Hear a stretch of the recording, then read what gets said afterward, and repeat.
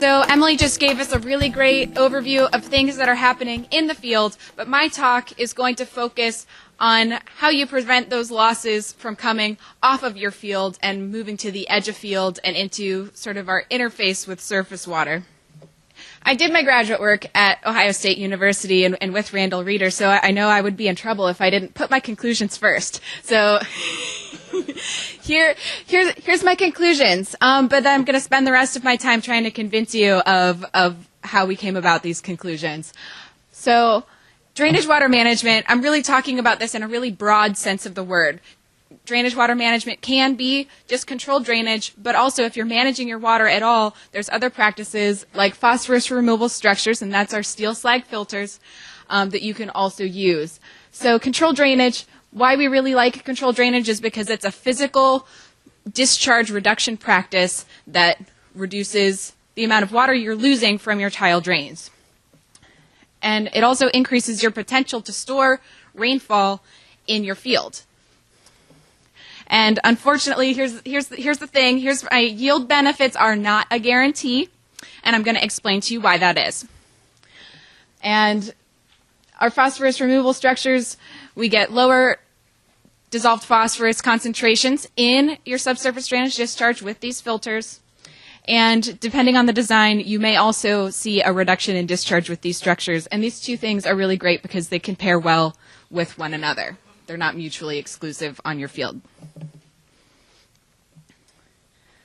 So I don't need to explain to all of you guys why we need drainage in Northwest Ohio soils. But what I do think a lot of us need to think about is this golden rule of drainage, which says drain all the water you need to, but not a single drop more than you need to. It's your water. You may want it later. So how we do that is with a practice called controlled drainage, also known as drainage water management. This is the same NRCS practice standard 554, if you're taking notes.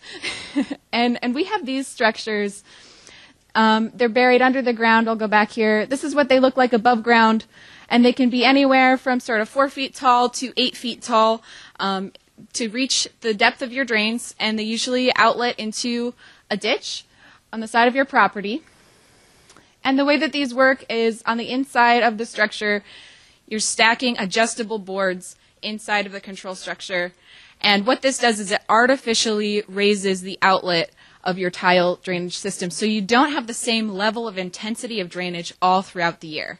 Obviously, in that picture that you saw, you need intense drainage when you're about to drive all your heavy machinery in the field for your planting operations or potentially for harvest, but you really don't need that level of intensity of drainage when there's no crop on the field and your growing crop is established. So controlled drainage is a way to make your drainage system customizable throughout the year. This graphic kind of shows, just as a block, your soil broken up into its solid, liquid, and air components. Most of your soil is solid. You're not going to fit any water inside of that solid portion. As you increase your depth going down, your bulk density increases, and so you get less space for air and less space for water. And that air space, that's your drainable porosity of your soil as well. So you're actually only getting about 10 to 5% of your soil profile is drainable porosity and contains air. So when you look at that in relation to drainage water management, that's also the percent of your soil profile that you can control with drainage water management. So only about 5 or 10% of the entire profile. It's really not very much, but it can make a difference.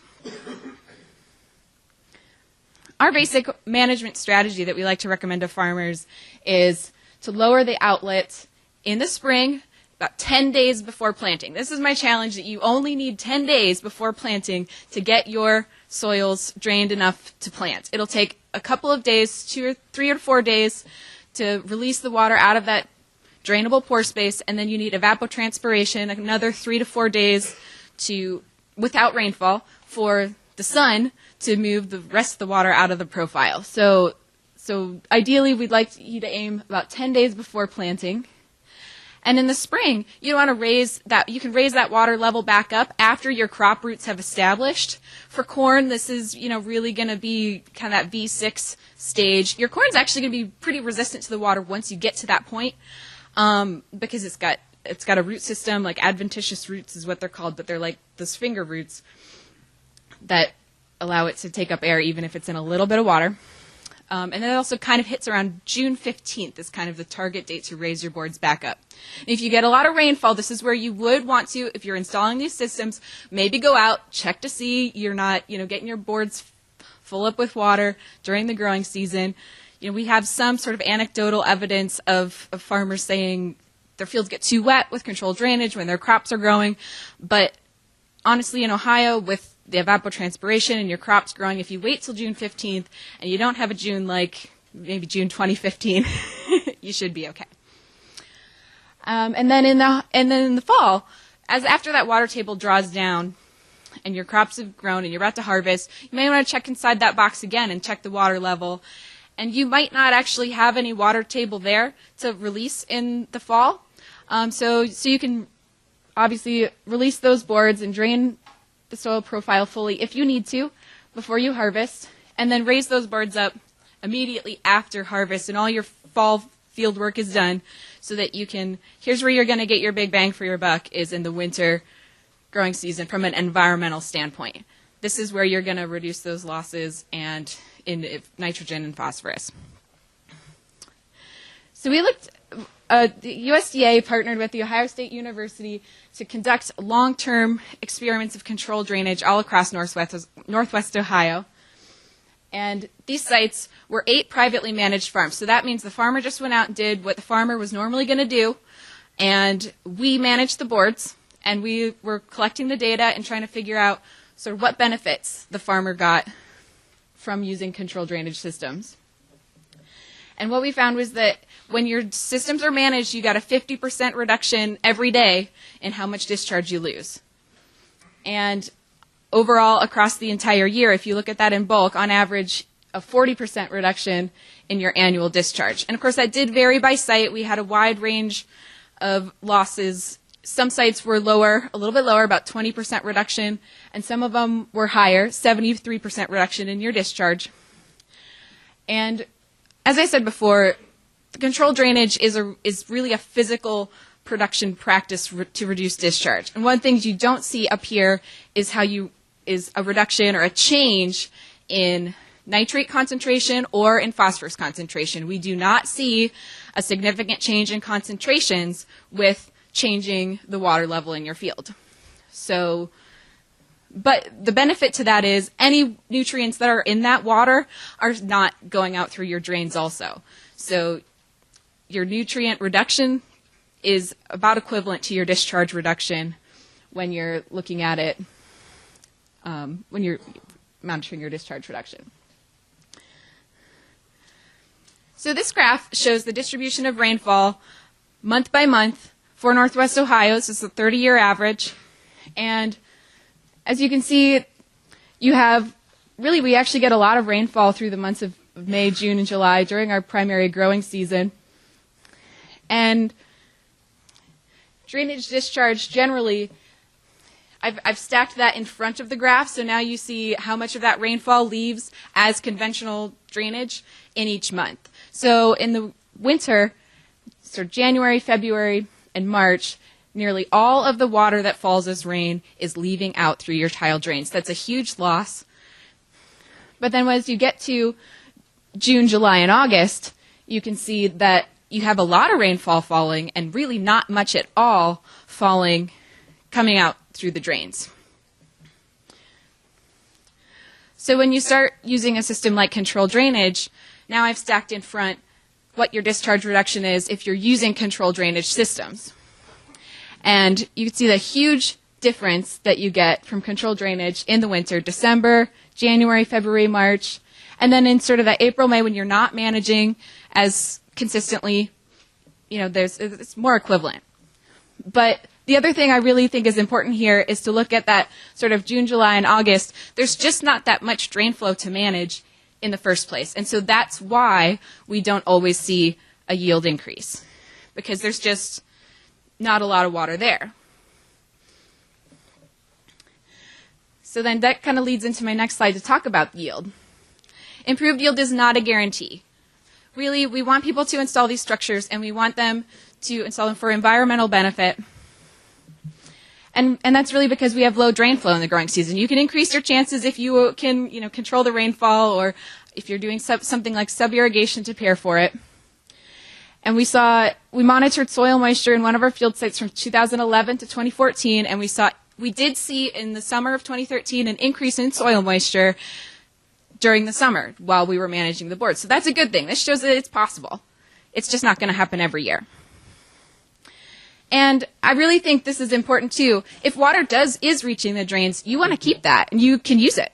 So why not? I mean, it's controlled drainage. It may kind of be like, well, it's not going to make you a big bang for your buck as far as yield goes, but why not, right? And now that I've given you all these caveats, now I can tell you that we actually did see from 2008 to 2011 a 2 to 3% yield increase in corn and soybeans across these 8 field sites. So now I'm going to transition a little bit to the phosphorus removal structures. And these are our steel slag filters. How these systems work is the gray material you see in the ditch that looks like gravel is not gravel, it's steel slag. And the phosphorus that's in the drainage water, it binds to the calcium present in the slag and just removes it right out of the drainage water.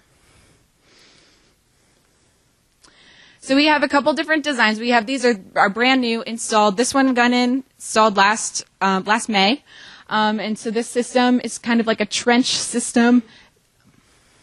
You can see an inlet in this kind of top,